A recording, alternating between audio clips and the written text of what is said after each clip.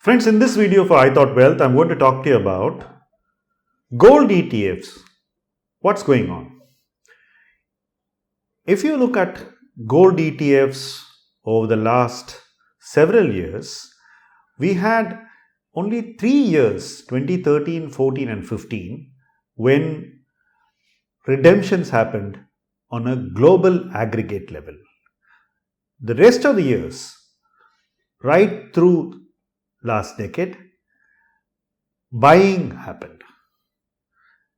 Maximum redemptions in ETFs happened in 2013 and maximum purchases happened last year. So we are today at a time when the jury is divided whether gold should be bought or not. But one thing is certain, investor behavior swings to extremes. Let's look at what Indian investors have done in gold ETFs. In the year 2019, Indian investors bought gold ETFs only for 16 crore net. Whereas last year in 2020, Indian investors purchased gold ETFs for 6,657 crores. In 1 year, they almost doubled the total investment outlay in India towards gold ETFs, taking it to 14,174 crores. Prior to that, for several years, gold ETFs attracted a very tepid interest. If you look at what investors did, they mostly redeemed in India. In the year 2013, Indian investors redeemed gold ETFs for 1,815 crores. In 2014, they redeemed for 1,651 crores. In 2015, they redeemed for 891 crores. In 2016, they redeemed for 942 crores. And in 2017, they redeemed for 730 crores. Lastly, in 2018 also, they redeemed for 571 crores. So, right through the period 2013 to 2018, Indian investors took money out of gold ETFs. But that is not the case with global investors. At an aggregate level, except 2013, which was a very, very sharp year of outflows, the rest of the years, 2014 and 2015 saw muted outflows, and most of the other years saw only inflows into gold ETFs. So now people are still wondering whether you should invest in gold ETFs or not. Every news that comes is interpreted as negative for gold.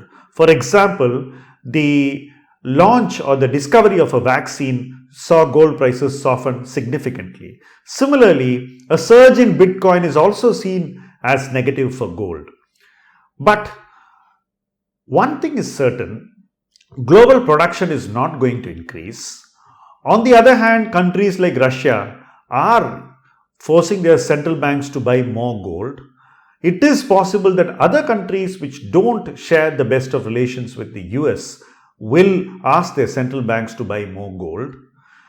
Jewelry gold is coming out of one of its worst years in a very long time. So you could see revenge buying in jewelry in 2021.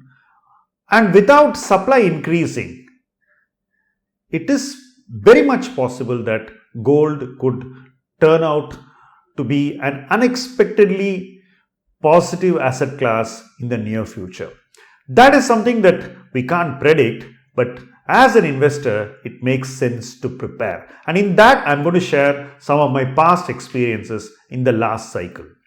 In 2009, when the stimulus started after the global financial crisis, I shifted a part of my money into gold. And I bought ETFs and I held them on. I kept accumulating also through the period 2009 to 2012. And between 2012 and 2013, I sold out and went into equity.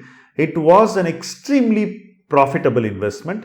And I believe that the stimulus was the primary reason why I was successful.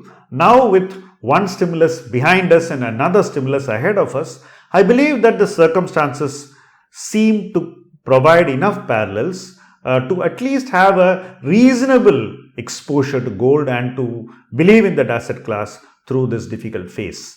So that is my sense of what gold looks to me, and that is how I would be personally viewing my investment in gold. And it is an asset class which we should have some exposure to through this phase. It's contextual, but it is very, very important to adapt to every context. So that is my sense of gold ETFs. The world seems to be favorably disposed towards it. Supply in gold is not going to go up. A perfect setting for a positive surprise. Thank you for watching this video. If you like this video, do share it with your friends who are keen investors, and stay the course with iThoughtWealth. Thank you.